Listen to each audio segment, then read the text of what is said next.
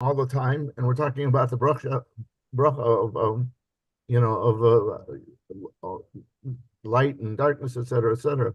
So Hmm. what's the relationship between Pokech Ibrim and the light and the darkness? Obviously, the light and the darkness, it's a global thing as opposed to an individual thing. But you would think that the Gemara would at least touch upon the brach of Pokech Ibrim if as long as we're on the topic. You know what I mean? Hmm. That's a good question. I mean, the first thing I can think of is we're talking about specifically called Tiferes al Shema, a bracha connected to Shema, which Mhm. is bracha of Yetzer Ma'oris. The fact that we have the bracha of Pekech Ivrim, which in most shows the Chazan says it in the morning, and people are Yotze from that, it's more of a secondary thing. Um, but when it comes specifically to Shema, that's already a mitzvah d'oraisa. Right? It's not a derabanan, which was instituted by the Anshe Knesset Agdola. So you can say in the Rabbanan, there's more room to be more lenient, and maybe a blind person could say Pekech Ivrim. However, when it comes to the Raisa of Perish al Shema, you have to be more strict because it's saying that the bracha of Shema and people are being Yotze, it's Yotze Harma'oris. That's my first thought which came up. I could look into it. I mean, this Mishnah specifically mentions it's called Perish al Shema, right? Talking about the Deraisa, biblical obligations. We are holding here in the Gemara, Daf Chaf Dalid Amid Beis 24b. In the Gemara, it's about exactly halfway between the two Mishnahs, about 12 lines down in the wide lines of the page. The last thing we discussed was people who have a accent or have a dialect which come from a certain place, and they say the words in very interesting, very funny type of ways. Whether it's, as it says in Nach, Shiboilis and Siboilis, where many people from Ephraim were killed, whether you're from Pittsburgh, whether you're whichever place you came from, if you're Ashkenazi, Moroccan, Taimani, every single place has their own dialect, how they pronounce the words. And therefore, when it comes to certain words in davening, the meaning could be very different. For example, by us, Ashkenazim, Aleph and Ayin sound the same. By others, Aleph and Ayin have different sounds. And if someone mispronounces it because they come from a different place, so they say the word Ya'er Hashem Panav Elecha, may Hashem shine his face to you. And instead they say Ya'er, which can mean either may Hashem get angry at you, may Hashem leave you, may Hashem, or it could just mean may Hashem be awakened to you, but it doesn't mean shining. Another example that was brought, we brought the Chaim Sofer who explained this conversation between Rabbi Chia and Shimon bar Rabbi. One was telling the other one that you're disqualified to if you were a Levi, you would be disqualified to serve in the Mishkan, in the Beis HaMikdash, in the choir, because your voice is too deep. You know, many people in Pittsburgh were very excited. We had a big chazan here for Shabbos. And other people say, as he told them back, no, since you come from Bavel, you mispronounce the word v'chikisi lashem, and you pronounce the word v'hikisi lashem, sort of like many you can say Tamanim or Moroccans do. They say a het instead of a ches, and it sounds like the word v'hikisi, or hey, instead of a ches, I am hitting, which is towards Hashem, which is a very blasphemous way of talking. And the exchange was on a more deeper level. They were trying to get the halacha, and they were trying to say a Sanhedrin, someone who's a member of the Synod, the Sanhedrin, they have to be complete. They cannot have a mum, any bodily blemish. Like we said, the story of Moshe Feinstein, researching if a pacemaker is considered to be a mum, will stop him from joining a Sanhedrin. And a Sanhedrin preferably, obviously, they cannot have a mum. They cannot have any bodily blemish, especially if they spend much time in the Beis Hamikdash. And so he says, you cannot be on the Sanhedrin because you have a blemish that your voice is too deep, and it will be disqualifying for a Levi. And so he answered back, you also have a blemish that you mispronounce the words. But I don't hold that your blemish, that you mispronounce the words because of your dialect, is considered to be a disqualification. And the same thing, my disqualification, my voice is too deep, will not stop me, does not disqualify me from being a member of the Sanhedrin. And Chaim Sofer says it could even be discussing, could he be a permanent member of Sanhedrin or a guest member, a temporary member of Sanhedrin? But if someone is great enough that they are worthy to be in the Sanhedrin, there's no one as great as them, so a small blemish, like a deep voice, is not really an issue, is not really a problem. It's a good thing we didn't have recordings back then, because nowadays it's very easy to find a reason to disqualify people. Right. So now we discussed a person who has a deep voice. We discussed people which have different dialects. The Mishnah discussed people who have deformed hands. If they could do Birchas Kohanim, which in the Beis Hamikdash, they are disqualified. Nowadays in the shul, it's okay for them to do Birchas Kohanim. Yossi, Zman Rav Lo Riti Otcha. How are you, Yossi? Oh, Hashem, how are you, Rabbi? Hashem, today's a Rosh Chodesh Adar base, the first day of the second Adar. So it's a very happy time. We're talking about Beis Hamikdash, and you already bring it up. Thank you, Rabbi. Mike, Shalom Aleichem. So nowadays, especially in Chutz La'aretz, where we only have the blessing of Kohanim a few times a year, if a Kohen has any deformity on his hands, it's not a problem. Their hands are covered with a talis, or supposed to be, and you shouldn't be looking. Someone who is a painter, hands are dirty, could they be a chazan? Could they be, if they're a Kohen, could they do the Birchat Kohanim? I'm not doing the exact thing, but just similar. Omar Rav Huna. So Gemara will bring some more halachas, some more rules when it comes to which Kohen can do Birchas Kohanim and which Kohen cannot. Zavlagan, a Kohen who has teary eyes. Eyes are very watery. And I brought up a image of that. It should be. Nope. Let's go through our images. You can see it here on the big screen. So the very first one here. Here's somebody, their eyes are very, you can see on the screen. See someone with watery eyes. Or their eyes are very red. They're puffy like this. They're called the Zav Lagan, which means Zav. Their eyes are constantly flowing. So, Lo Yisa Eskapav. He is not allowed, if he is a Kohen, he cannot do Birchas Kohanim, lift up his hands, because people, Rashi says here, people look at the Kohen when he's blessing the people, and people are going to look, this is a person who you're getting to bless everyone. Ask the Gemara, Beha, Hahu, Dehava, Bishava, Bishiva, Vuse. To Rav Huna, there was a certain Kohen who lived in the neighborhood of Rav Huna, the one who said that the Kohen with watery eyes cannot do Duchanim Birchas Kohanim. Vavaparis Yadeh, and he would do Birchas Kohanim, he would be lifting his hands to bless everyone. So Rav Huna himself goes against his own ruling, answers the Gemara, Hahu dash be'irehava. That person in that particular neighborhood, everybody knew who he was. So everybody was used to it. Everybody it wasn't something uncommon or unique to see this person And therefore, nobody lifted their eyes twice when they saw the person with their eyes watering. Right? See this person with watering, he's a Kohen. With tears,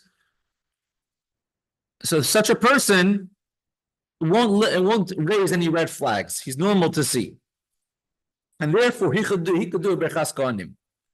It's not going to disturb anyone from paying attention to the blessing of the Kohanim. And it's not going to take away the honor of the Kohanim at all. Tanya Nami Hachi, we learned in a Brisa a similar thing. Zavlagan Layisa is kappa of a Kohen whose eyes are watering, constantly flowing with tears, may not raise their hands to bless the people. But if it's a person who was in the city, everyone knows him, and he's common, then it is allowed. See one of the footnotes on that?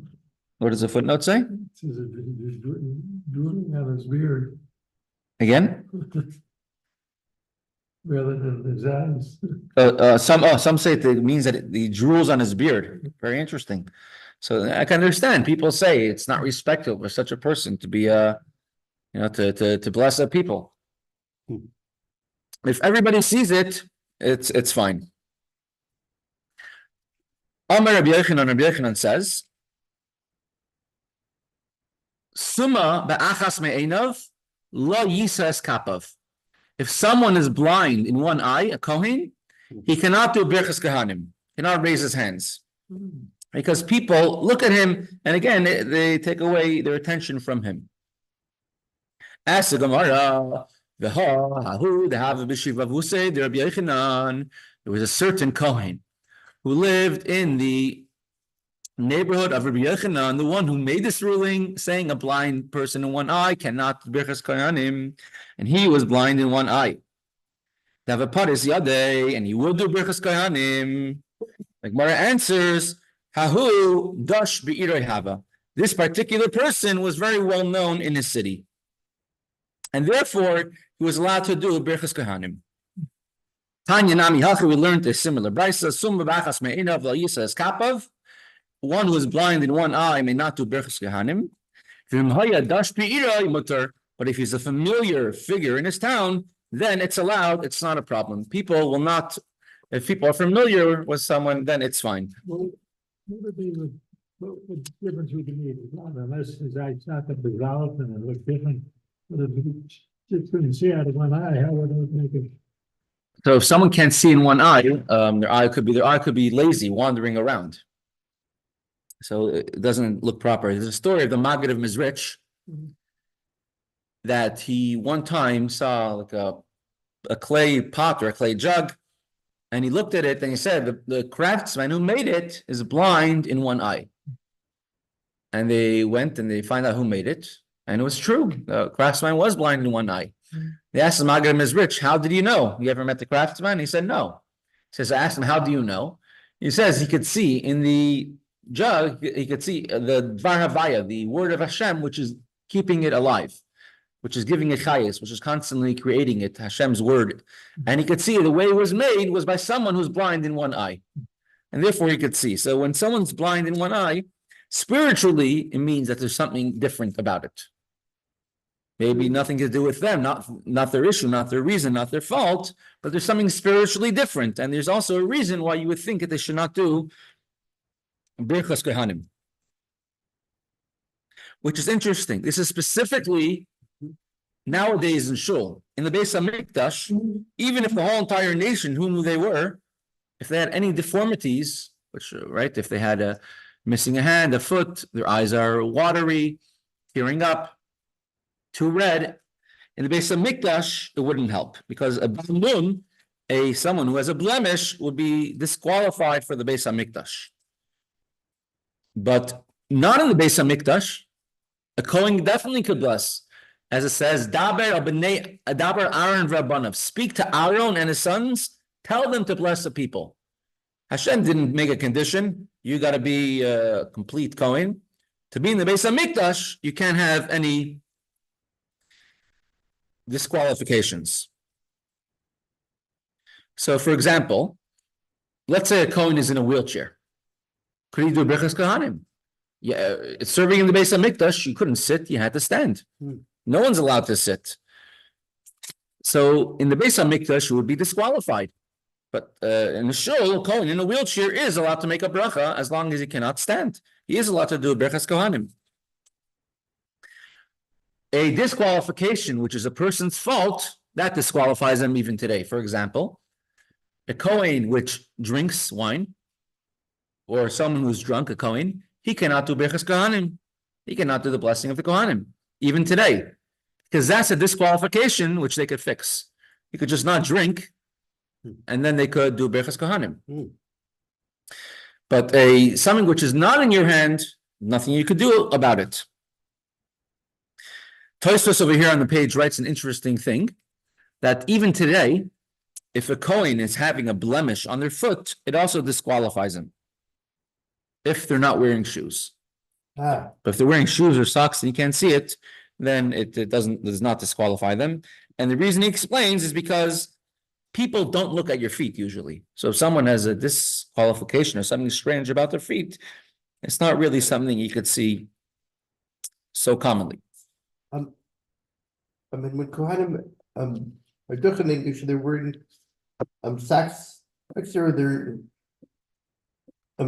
are they wearing actually no shoes at all, or that's actually are they barefoot when they're doing duchen? Or are the Kohanim barefoot when they're doing? Because they take off. So Kohanim take off their shoes, take off leather shoes. Yes, because in the Beis HaMikdash they were barefoot, so they take off their shoes. We're going to learn in the next Mishnah actually about this particular thing. Kohanim not wearing shoes on their feet. And do they wear socks, or is it different? So nowadays we wear socks. Places in hot weather like Morocco or things were different. We can get into that another time. Eretz Hashem. If you have the Bir Halacha, which is the Mishnah Berurah, he writes that if there's a Kohen who's blind in one eye, but you can't even tell they're blind, it's not a problem at all. Kaf Chaim, Sfardi Posek, he writes, even if they're blind in two eyes, it's not an issue. The Kaf Chaim. Because the Ritva, one of the Rishonim writes that if someone is blind in two eyes, even everyone in the city knows them, they should not do Birchas Kohanim. Halacha, we are more lenient today, specifically in Chutz La'aretz, specifically outside of Eretz Yisrael. Rabbi Yehuda says, "Mi shahayu yadav tzivuos," one whose hands are colored. Colored, we brought the examples, right? Their hands are dirty, hands like this. A Kohen whose hands are dirty, he should not do Birchas Kohanim. Right? He's a painter, someone whose hands are like this. It's called painter hands. Lo yisas kapav, they should not do Birchas Kohanim because it's not respectful for everyone. Tana was taught in a brisa. If most of the people in the city are engaged in such an occupation of dyeing, which back then there were no gloves, right? The people's hands, they would dye and you get dirty. So then, not an issue, mutter, it is completely permitted because everyone is used to it. And no one's going to be looking at them as something unique. Rabbeinu Avraham Minahar. You heard of him? Who? Rabbi Minahar? I don't think I've heard of him before. Was he from Beit Shammai? No, more contemporary person. Ah. He says that if there is a uncommon type of blemish, things which are not common, because all the examples that were brought over here in the Gemara said things that are common are fine. How about a blemish which is very uncommon? So, for example, if everyone in the city uses white paint, and there's one person in the city who has purple paint, so he sticks out from the rest of the city. So he says, and from the Gemara over here, it sounds like it's not permitted. Or was he one of actually the ones from prevent? Yeah. It's not to make prevent. Yeah. I, In halakha today, you should not, someone who stutters, someone who has a different dialect, you should not appoint them to be a chazan, but if they are chazan, it's fine. If everybody speaks like that, it's fine.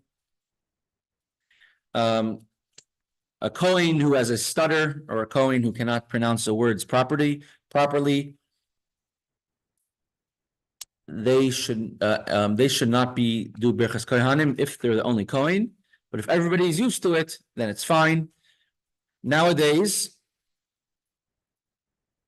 most people are mispronouncing the sounds in one way or the other. Whether we don't have the same Maser as the times of the Beis HaMikdash. In Russia, people, every place they mispronounce words differently. They would always say shin and sin, they would always mix them up together. So since, and especially nowadays, we have what's called a chalent.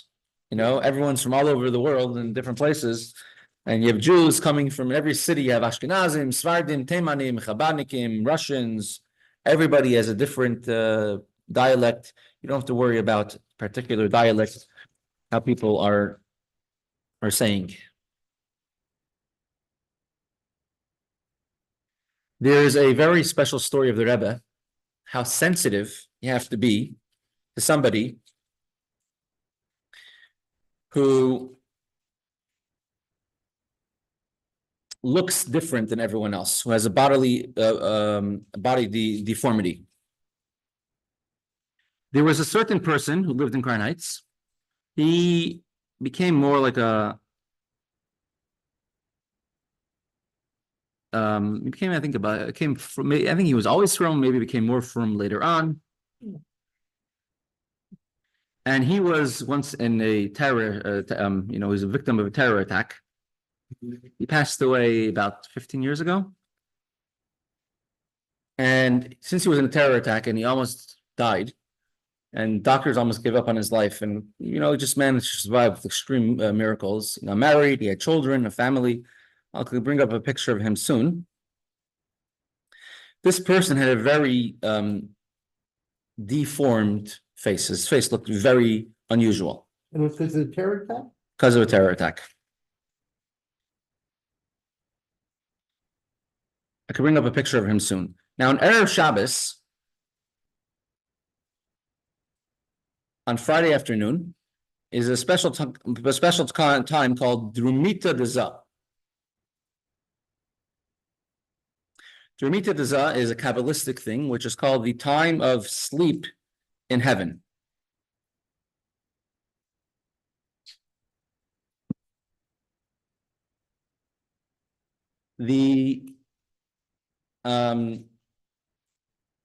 All the Rebbes, starting from the Maggid and Mezrich, the Altam Baal Shem Tov, would be a Kabbalistic thing. They would sleep very, very little. But they would all take a nap on Erev Shabbos for a short time. It could be about 15 minutes, maybe 20 minutes, maybe half hour longer. But it would be a short nap. And there's a story when the Maggid and Mezrich once was taking his nap on Erev Shabbos. He sent a message to Shlem of Karlin, one of his great Talmidim, and he told him that your words that you're saying right now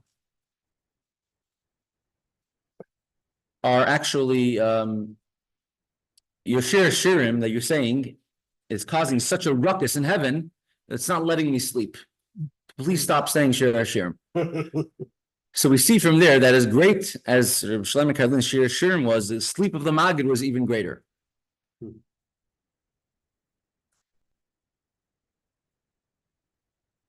Now, the Rebbe himself on Erev Shabbos, he would always put his hand on his arm and like this, and his eyes would close for a few minutes.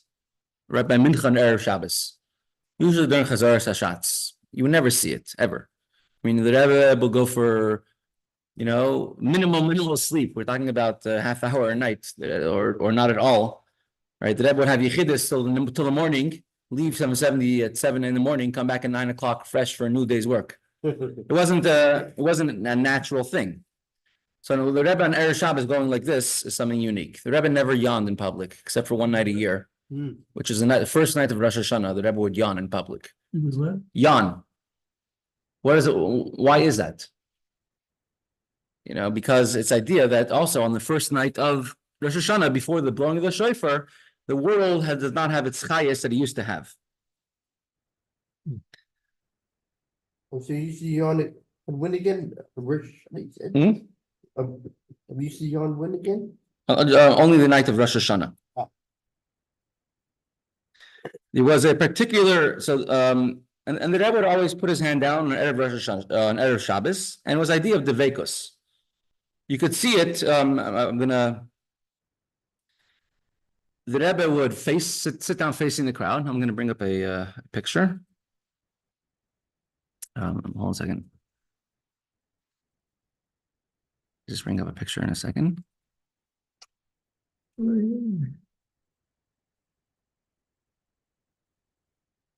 Okay, let me go back to here.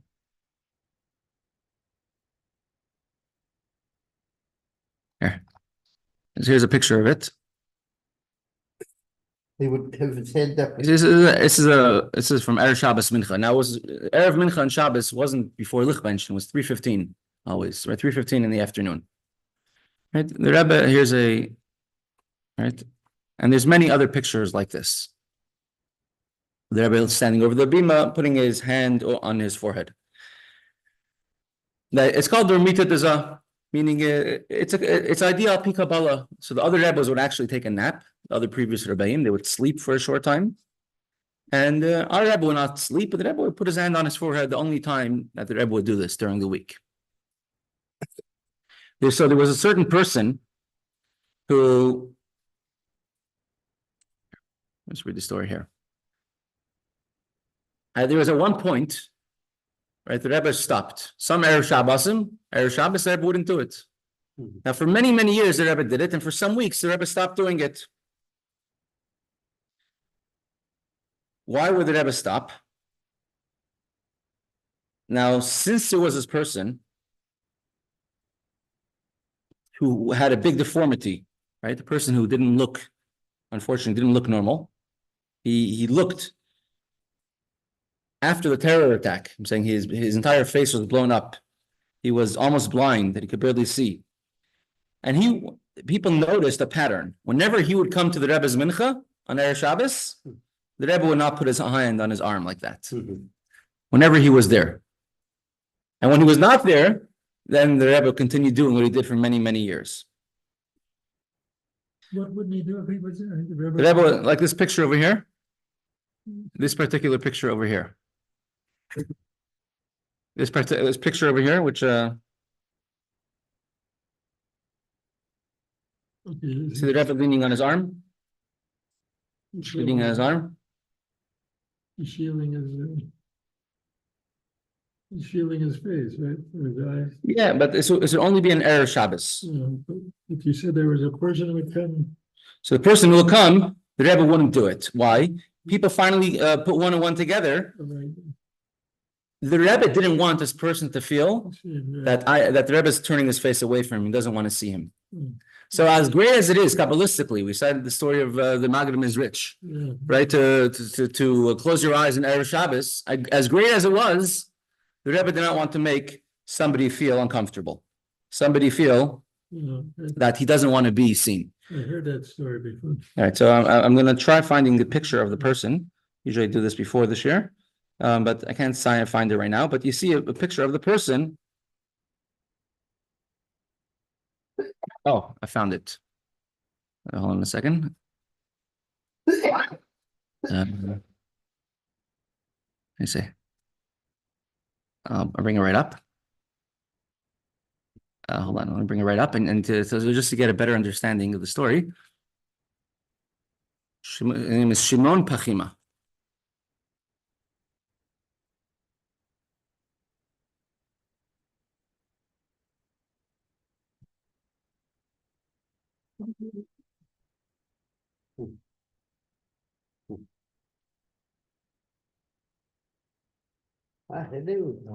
Shalom Aleichem.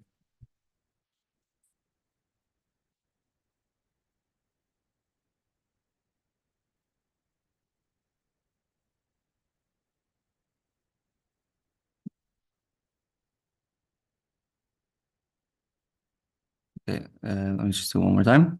Here it is. Okay, so back to here. So this person praying with Shimon Pachima. Oh, we're Right. there.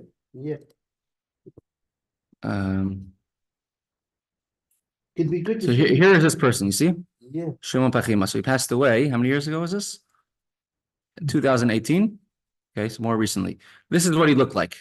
You see? So I'm saying I can understand if people feel a little bit unhappy, or he would feel he could feel offended that the Rebbe is not looking at him, right? yeah. So on Erev Shabbos, the Rebbe would not put his head down whenever he would come to Mincha. So just a sensitivity. When someone's a deformity, it doesn't mean that there's something wrong with them, God forbid. On the contrary, it means that they have to be even more sensitive than usual. Yeah, I mean, when you don't see their picture, actually, your imagination can go even more wild. Now, bear in mind, he was blind, Yeah. right? He could barely see. Mhm. But still, he might hear from somebody else. Whenever you come, the Rebbe doesn't look. Mhm. Or the Rebbe wasn't looking at you. And imagine how he would feel, Sure. right? There was a boy named Moshe Dickstein. He came from Eretz Yisrael. He came with his father from Israel. He came for Tishrei. And this young boy, when he saw this Shimon Pachima, he was all traumatized. Mhm. And he actually got very scared. So the father wrote to the Rebbe that a blessing for his son, that my son shouldn't be traumatized by this Shimon Pachima. And he wrote, I noticed that the Rebbe does not put his arm down on his head whenever Shimon Pachima is around. The Rebbe wrote back one word, Avas Yisrael. You have to love your fellow Jew. So it's a very special thing. Again, the Rebbe on Erev Shabbos, who knows what the Rebbe is accomplishing in Shemayim, in heaven, right? From one word, we know how many things the Rebbe could accomplish. My father has a story that it was an Erev, it was on the first night of Pesach, or second night of Pesach. He was by the Rebbe's Seder in some of the earlier years, in 1969, when people were able to go to the Rebbe's Seder. It was your father. My father, he remembers this. And there was someone named Yaakov Katz. He used to read the Haggadah out loud by the Seder, by the Rebbe's Seder. And he came during Nirtza, he say the pasuk, Hashem does great miracles forever, his kindness is everlasting. And he said it, and the Rebbe told him, repeat it the second time. So he said it again. The Rebbe told him, repeat it a third time. This time he did it even louder. Later on that night, found out there were 3 big miracles that took place in Israel, in Eretz Yisrael that night. There were terror attacks that were foiled, and Baruch Hashem, nobody was hurt or injured. So from the Rebbe, every small thing is a very big deal. Big thing, right? The Rebbe is adding and changing and doing things all over the world constantly.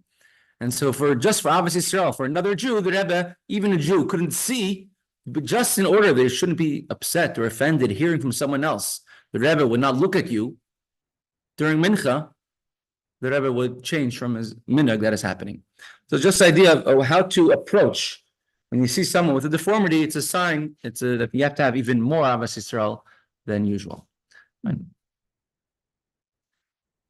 Okay, we'll do just the next. Actually, we'll hold off on the Mishnah till tomorrow. On a Friday, there was discussion about Chaf of Adar Aleph, the 26th of Adar, 1st of Adar, when there was a very large Pittsburgh group which came to the Rebbe. So I wanted to show 1 or 2 pictures and videos from that day. 27 Chav Zayin Adar Aleph. This is a Rebbe on the way to the oil. Remember, we discussed the Rebbe suffered a stroke at the oil. Since then, we have not merited to hear any new sichas, have any new farbrengens from the Rebbe. That's the Rebbe on the way to the oil. The day before, the Rebbe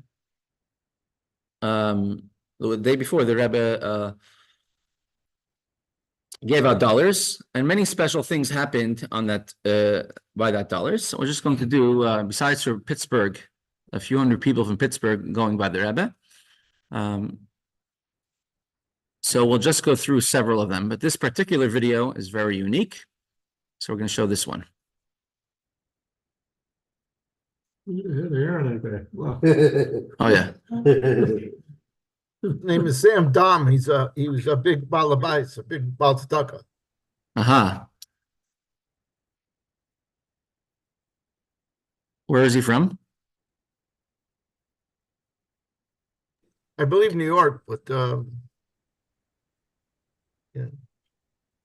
Try this again.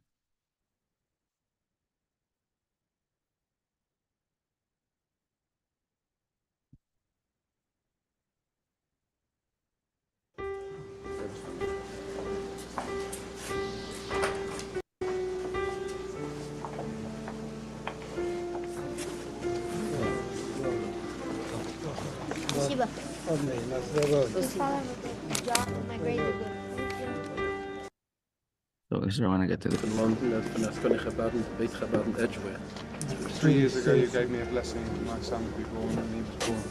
Thank you very much. God very much bless you and thank you that you are telling me through these things. Not everyone is doing so. God bless you. Rabbi, my little puppy, say love you. Take Thank you very much. Take this. This is the tzedakah for charity. That's for your love. Yeah, very cute. You have another famous story at the same dollars. This is Rabbi Dov Lavanuni. What the little boy said, little girl. The girl said, "Rebbe of Lubavitch, I love you," and the Rebbe laughed and smiled, and then She got an extra $1 for that. I think so. The Rebbe said, "This is for the love," but again, this is a very strong message.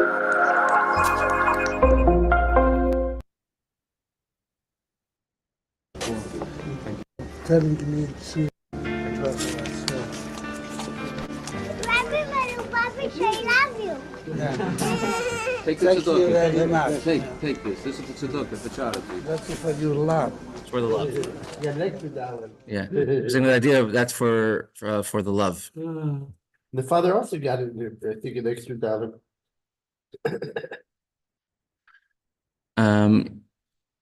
Reb Dov Lavanuni, he bring the model of the Beis Hamikdash. We showed the video recently, how he was off by.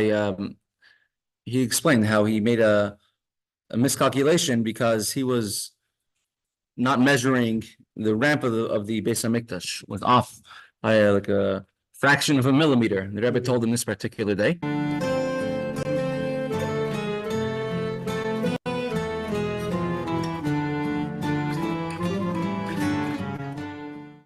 Das ist Dov Lavnuni. Er hat gemacht ein Modell von der Beis Hamikdash und der Shitas Rambam.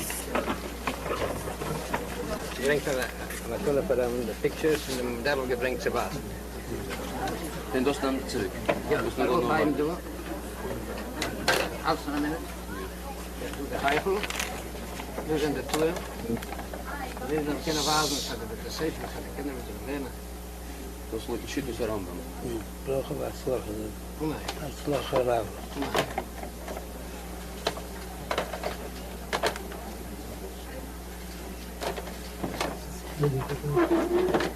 Met een rem zullen we maar scheren. Eindigen de zeven van Rambam. En we zeggen dat we goed op de licht met de Shiur. En met de zeven. En zo zijn gezinterheid met nachas en rifasima. Nu de kevers. De kevers. De kevers van de zweer. Kevers in het recht, ja. Dus de keverse doedel, dus de keverse voeten. De tweede kever gaat er een U-turn. Gaat gewassen. Dus de proportie, de coin is dat groot. Dus 1 op 200. Samen terug Ja, in messen, ja. En naar goed neef, naar slag eraf. Nee. Dus slag maar veel doen. We zeggen dan bij Samigdus. Oh my. Right, so he checked and corrected, which was off by three millimeters, Exactly, good. half a meter in real life. Right, so that It sounds like it's a point of she. right. I think he was a Holocaust survivor also. The Rebbe just looked at it and said, Right, so I'll show soon if I can find it, the video of when Pittsburgh went by the Rebbe. It's actually very, very unique. Pittsburghers. Pittsburgh was zeicher to go by, and the story I said, I repeated on Shabbos and Shul, was that there was a discussion by the Kinnis HaShluchim of that year in 1992. It takes place in Kislev, a few weeks before Hanukkah. where every shluch, all the shluchim from all the different places decided that we're going to bring in people, groups from our city to go to New York, go to the Rebbe. And every place took a particular Shabbos when to go in. And Pittsburgh, they chose a Shabbos of Shabbos Parshas Vayakel. And they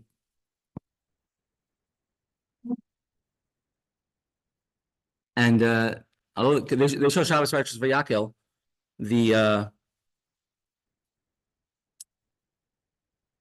which ended up retroactively being the very last video, the very last time that the Rebbe had a Fabringen on Shabbos, because Sunday the Rebbe gave out dollars. Monday is when the Rebbe was at the oil and the Rebbe had a stroke. When it came up close to Parshas Vayakel, about a week and a half before, my father was trying to find out what happened, like what's the progress. And they realized that nobody realized who was supposed to be in charge or running the whole entire thing, and it wasn't yet arranged. And said, maybe we should push it off for another week and make it big. He spoke to his father-in-law, my grandfather, and he told him that when he was learning in yeshiva in France, and he didn't see his parents since he left Russia, that's already 5 years, and then he got a visa to go to America to see the Frierdiker Rebbe. And then, after he already booked the ticket to go, he received word that his parents are going to come to France after he hasn't seen them in 5 years, and they're coming in 2 weeks. So he wanted to know if perhaps he should push off going to the Rebbe for 2 weeks, first see his parents, and then go to the Rebbe. And he asked the mashpia on the yeshiva, his name is Rabbi Nissen Nemenov, who said that when you have a chance to go to the Rebbe, you don't push it off. And so that's what he did. He went to the Rebbe right away, and he didn't see his parents for another couple of years until he eventually made it to Canada, and he went to visit them. Another 2-3 years, he didn't see his parents. But he came to New York on the Rosh Chodesh Shvat 1950, the first of Shvat. They went into Yechidus by the Frierdiker Rebbe on Chaf Beis. He went to the Yechidus Frierdiker Rebbe on Dalet Shvat, the 4th of Shvat, Sunday. And on Yud Shvat, the Frierdiker Rebbe was installed. The Frierdiker Rebbe passed away that Shabbos. So they went to Yechidus on Sunday. They saw the Frierdiker Rebbe for the first time and ended up being for the last time that Sunday. And in Yechidus by the Frierdiker Rebbe, a very unique Yechidus. Well, you see from there, if you would have pushed off his ticket for 2 weeks, you wouldn't have seen the Frierdiker Rebbe. So therefore, when he's telling my father, he says, you don't push off going to the Rebbe. If it was planned to go, you don't push it off. So he went ahead and he went full on to arrange, the whole group from Pittsburgh. Ended up going 3 buses of people, plus many cars went in. And they were all by Fabringen on Shabbos. They're supposed to go in the morning together as a group, but they ended up going much later, near the end of dollars in the last hour. And he was, I guess, from the last half hour of people to receive dollars from the Rebbe on that particular day. And the Rebbe gave him $1. The Rebbe sort of shook his head to say, Yasher Koyach. But those were, you could say, from the very last times that they went. Later on, they came back to Pittsburgh late at night. And the next day, Monday, they received an urgent call from New York that everyone should run to Shul and say Tehillim because the Rebbe had a stroke. So imagine if they would have pushed off one Shabbos, 1 week to go to the Rebbe, would have been after Chav Zayin Adar. For years later, people came over to my father, thanking him, thank you for bringing us to the Rebbe. We've received tremendous brachas, tremendous things from this trip with the Rebbe. So I'm going to bring up just the clip of dollars from the last dollars my father and several other Pittsburgh people went by the Rebbe. I'm going to just share it now on the screen, and with that we will conclude today.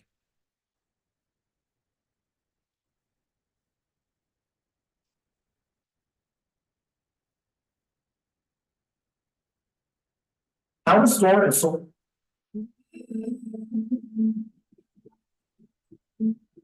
hier die Shiur, gesagt die Folgendes, was wird man sagen, mehr, a viele, wenn der Hetos von jedem Morning von Tate Mame, oder beschaß der Reihe bein auf Mamos, in die Spoilers und die Samsus, wie das wird dem angenommen, schon lebe ehrlich, bis er mir sagt, dass Gott im Vergleich nicht eine dem really schmier.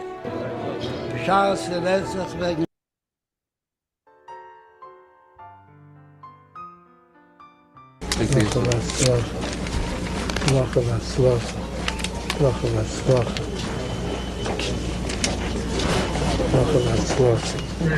See that little kid over there?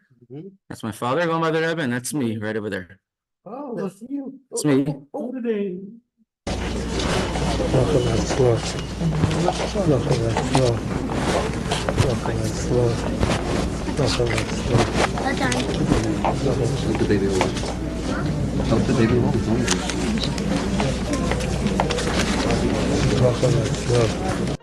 Look at the picture.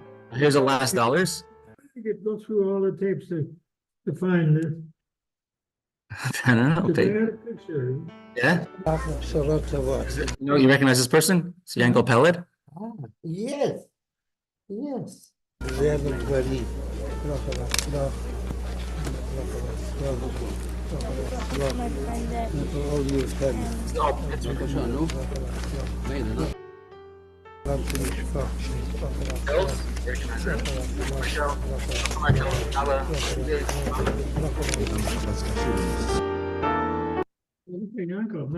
No. Yeah, so that was the very last dollars. Nicker is it shouldn't just be history, it should be living. We should have it again for bring-ins and dollars very, very soon. And